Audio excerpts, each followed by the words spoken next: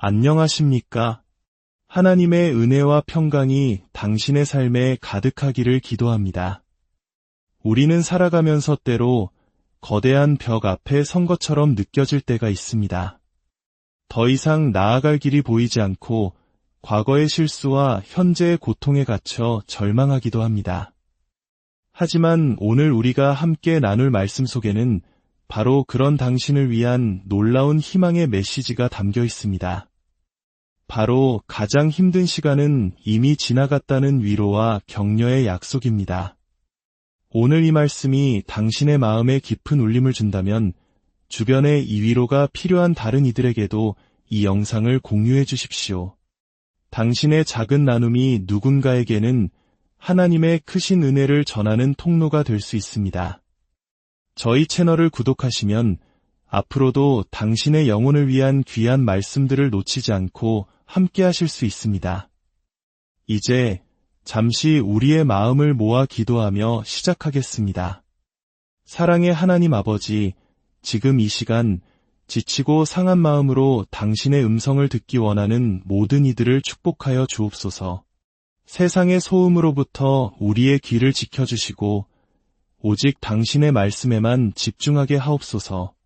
이 시간을 통해 우리의 생각이 새로워지고 어린아이와 같은 미성숙함에서 벗어나 그리스도 안에서 온전히 성장하는 은혜를 경험하게 하옵소서. 예수님의 이름으로 기도드립니다. 아멘. 우리는 오늘 고린도전서 13장의 말씀을 통해 영적 성숙의 여정을 함께 떠나보려 합니다. 많은 사람들이 이 장을 결혼식 축사에서나 듣는 사랑의 찬가로만 기억하지만 사실 사도 바울은 이 말씀을 통해 고린도 교회 성도들에게 그리고 오늘날 우리에게 무엇이 영원하고 무엇이 일시적인가에 대한 깊은 통찰을 전하고 있습니다. 바울은 이렇게 말합니다.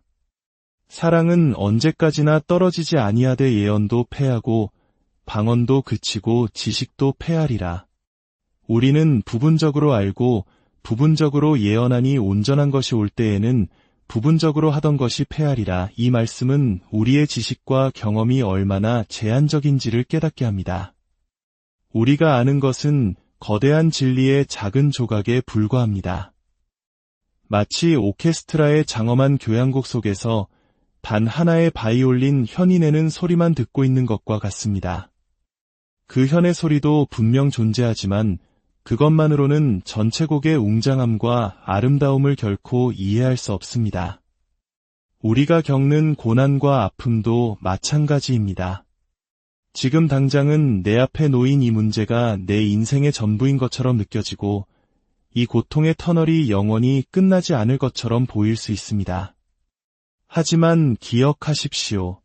그것은 하나님의 위대한 계획이라는 교향곡의 한 부분, 잠시 지나가는 한 악장에 불과합니다.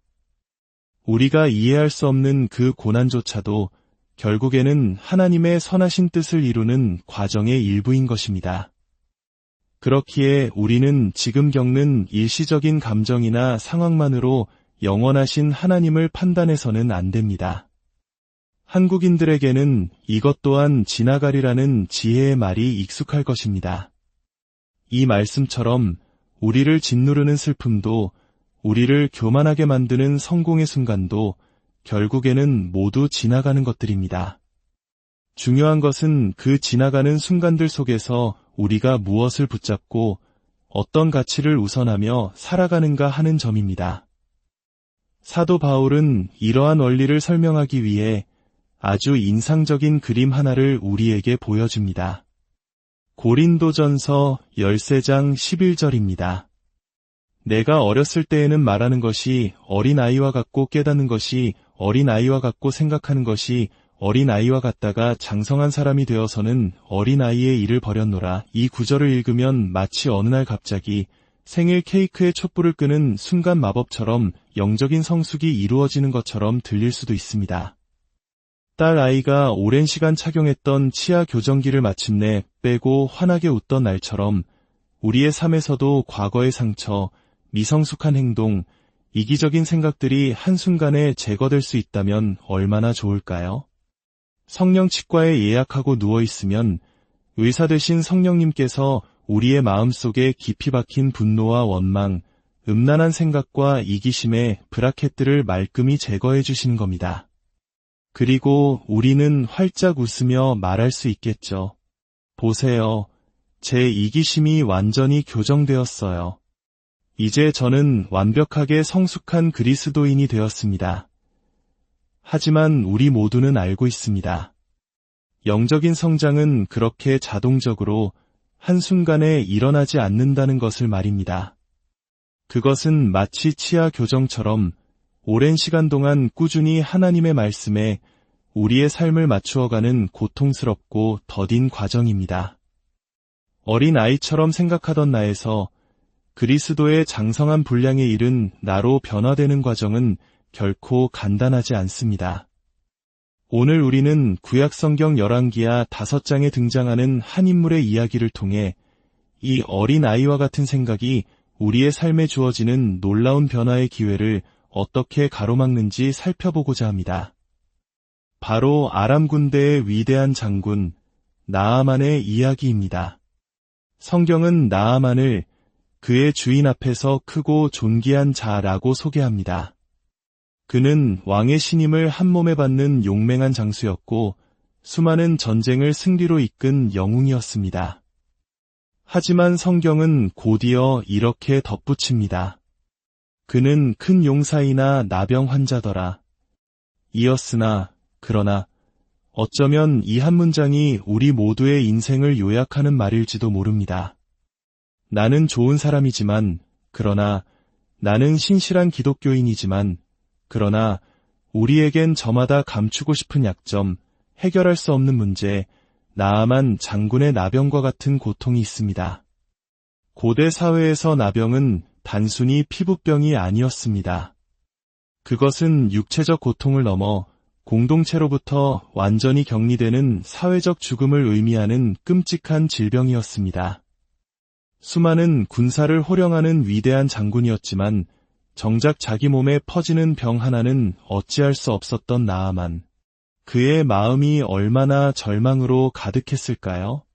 바로 그때 그의 집에 포로로 잡혀와 시중을 들던 한 이스라엘 소녀가 희망의 소식을 전합니다. 우리 주인이 사마리아에 계신 선지자 앞에 계셨으면 좋겠나이다. 그가 그 나병을 고치리이다. 적국의 어린 포로 소녀의 말을 믿는다는 것은 나아만에게 쉬운 결정이 아니었을 것입니다. 이는 자신의 모든 지위와 체면을 내려놓아야 하는 일이었습니다. 한국 문화에서 체면이 얼마나 중요한지 생각해보면 강대국의 장군이 약소국의 선지자에게 도움을 청하러 간다는 것이 얼마나 큰 굴욕이었을지 짐작할 수 있습니다. 하지만 그는 지푸라기라도 잡는 심정으로 왕의 친서를 받아들고 막대한 예물을 챙겨 이스라엘로 향합니다. 우여곡절 끝에 나아만은 마침내 선지자 엘리사의 집 앞에 도착합니다. 그의 마음은 기대감으로 부풀어 올랐을 것입니다. 이제 곧 저 문이 열리고 위대한 선지자 엘리사가 직접 나와서 내 머리에 손을 얹고 하나님의 이름을 부르며 어떤 신비로운 의식을 행할 것이다. 그러면 이 끔찍한 나병이 기적처럼 사라지겠지. 그는 자신이 기대하는 시나리오를 머릿속에 수없이 그렸을 것입니다. 그러나 그의 기대는 완전히 빗나갔습니다. 엘리사는 얼굴조차 보이지 않고 사환을 보내 무미건조한 한마디를 전할 뿐이었습니다. 가서 요단강에 몸을 7번 씻으라. 내 살이 회복되어 깨끗하리라. 이 말을 들은 나아만은 분노로 얼굴이 붉어졌습니다. 그는 소리쳤습니다. 내 생각에는 그가 내게로 나아와 서서 그의 하나님 여호와의 이름을 부르고 그의 손을 그 부위 위에 흔들어 나병을 고칠까 하였도다. 우리 다메섹강 아바나와 바르발은 이스라엘 모든 강물보다 낫지 아니하냐? 내가 거기서 몸을 씻으면 깨끗하게 되지 아니하랴. 바로 이 순간 위대한 장군 나아만은 철없는 어린아이가 되어버렸습니다. 그의 내 생각이, 그의 고정관념과 기대가 하나님의 치유를 가로막고 있었습니다. 그는 하나님의 방법에 순종하기보다 자신의 체면과 자존심을 더 중요하게 여겼습니다. 그는 기적을 원했지만 그 기적을 얻기 위해 진흙탕 같은 요단강에 몸을 담그는 수고와 굴욕은 감당하고 싶지 않았던 것입니다. 사랑하는 성도 여러분, 오늘 우리 안에도 이 나아만의 모습은 없습니까? 우리는 하나님께 문제를 해결해달라고 간절히 기도하면서도 정작 하나님께서 제시하시는 방법이 내 마음에 들지 않으면, 내 체면을 구기는 일이면, 혹은 너무 단순하고 시시해 보이면 불평하고 돌아서 버립니다. 하나님이 멋지게 손을 흔들어 기적을 베풀어 주시길 바라면서 정작 우리가 해야 할 순종의 시듬은 거부하는 것입니다. 하나님은 어떤 생각의 패턴들을 그냥 흔들어 없애주시지 않습니다. 우리가 직접 씻어내기를 원하십니다. 용서하기 싫은 사람을 용서하는 순종의 강물에, 하기 싫은 봉사와 헌신의 강물에, 나의 교만과 아집을 꺾고 겸손히 무릎 꿇는 회개의 강물에 우리 자신을 담그라고 말씀하십니다. 나아만이 분노하여 발길을 돌리려던 바로 그때 그의 종들이 지혜롭게 권합니다. 내 아버지여, 선지자가 당신에게 큰 일을 행하라 말하였다면 행하지 아니하였으리이까? 하물며 당신에게 이르기를 씻어 깨끗하게 하라 함이리이까? 이 말을 듣고 나아만은 깨달았습니다. 자신이 얼마나 어리석었는지를. 그는 먼 길을 왔습니다. 왕의 허락을 받았고 적국에 대한 두려움을 이겨냈으며 험난한 여정을 거쳐 마침내 기적의 문턱까지 왔습니다. 이 모든 가장 힘든 과정은 이미 다 지나갔습니다. 이제 남은 것은 단 하나, 순종의 발걸음을 내딛는 것뿐이었습니다. 여러분, 당신도 이미 먼 길을 걸어왔습니다. 수많은 눈물의 밤을 지새웠고 포기하고 싶은 순간들을 이겨냈으며 하나님의 인도하심으로 바로 오늘 이 말씀 앞에 서 있습니다. 하나님께서 당신을 이곳까지 이끄시기 위해 얼마나 많은 사람과 사건들을 동원하셨는지 모릅니다. 가장 힘든 부분은 이미 당신 뒤에 있습니다. 이제 당신에게 필요한 것은 단 하나, 요단강으로 내려가는 순종입니다. 7번, 완전한 순종을 드릴 때까지 포기하지 않는 것입니다. 나아만은 마침내 자신의 생각을 버리고 요단강으로 내려갔습니다. 그리고 하나님의 사람의 말대로 7번 몸을 잠갔을 때 성경은 놀라운 결과를 기록합니다. 그의 살이 어린아이의 살같이 회복되어 깨끗하게 되었더라. 그가 어린아이와 같은 생각을 버렸을 때 그의 살이 어린아이의 살처럼 새로워지는 역설적인 은혜를 경험한 것입니다. 일시적인 자존심과 체면이라는 지나가는 것을 포기했을 때 그는 육체의 치유라는 영원한 선물을 받았습니다. 하나님은 나아만의 영원할 것 같던 나병을 지나가는 질병으로 바꾸어 주셨습니다. 사랑하는 여러분, 이 시간 성령께서 당신에게 무엇을 말씀하고 계십니까? 당신이 내 생각에 사로잡혀 순종하기를 거부하고 있는 요단강은 무엇입니까? 그것이 용서이든 회개이든 헌신이든 그 어떤 것이든 두려워하지 마십시오. 가장 어려운 부분은 이미 지나갔습니다. 로마서 5장은 우리에게 이 진리의 절정을 보여줍니다. 우리가 아직 죄인 되었을 때에 그리스도께서 우리를 위하여 죽으심으로 하나님께서 우리에 대한 자기의 사랑을 확증하셨느니라. 우리의 구원을 위해 가장 힘들고 고통스러운 부분은 예수 그리스도께서 십자가에서 이미 다 감당하셨습니다. 그분께서 우리의 모든 죄와 수치, 저주를 짊어지고 죽으셨습니다. 가장 힘든 부분은 이제 우리 뒤에 있습니다. 우리가 할 일은 나아만처럼 그저 은혜의 강물에 우리 자신을 온전히 내어 맡기는 것뿐입니다. 지금 이 순간 당신의 삶에 하나님의 치유와 회복이 필요하다면 함께 이 기도를 드리기 원합니다.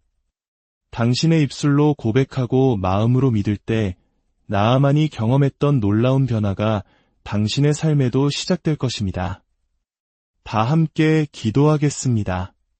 하늘에 계신 아버지, 저는 구원자가 필요한 죄인입니다. 오늘 저는 예수님을 제 삶의 주인과 구원자로 영접합니다. 예수님께서 저의 죄를 사하기 위해 죽으시고 저에게 새 생명을 주시기 위해 다시 살아나셨음을 믿습니다. 이 새 생명을 제가 받습니다. 오늘이 저의 새로운 시작입니다. 저는 하나님의 자녀입니다. 만약 이 기도를 진심으로 따라 하셨다면 당신은 이제 하나님의 자녀가 되었습니다. 하늘에서는 당신을 위한 큰 기쁨의 잔치가 열리고 있습니다. 기억하십시오. 당신 앞에 어떤 어려움이 놓여 있더라도 가장 힘든 부분은 이미 지나갔습니다. 당신은 혼자가 아닙니다. 십자가의 사랑으로 모든 것을 이기신 주님께서 지금도 당신과 함께 하십니다. 그분의 손을 붙잡고 믿음으로 당신의 요단강을 향해 나아가십시오. 순종의 끝에서 당신을 기다리는 것은 어린 아이와 같이 깨끗하고 새로운 삶의 시작일 것입니다. 이제 우리를 모든 죄에서 깨끗하게 하시고 우리가 구하거나 생각하는 모든 것에 더 넘치도록 능히 하실 이에게 그리스도 예수 안에서 영광이 대대로 영원무궁하기를 축원합니다. 당신과 당신의 가정 위에 하나님의 놀라운 축복과 평강인을 함께